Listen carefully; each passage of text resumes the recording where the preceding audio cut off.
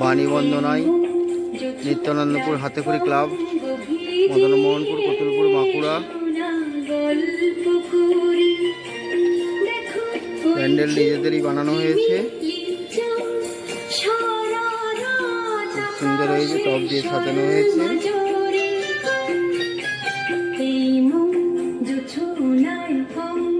রাত্রে এই সব আলোগুলোই জ্বলবে, খুব সুন্দর দেখতে লাগবে।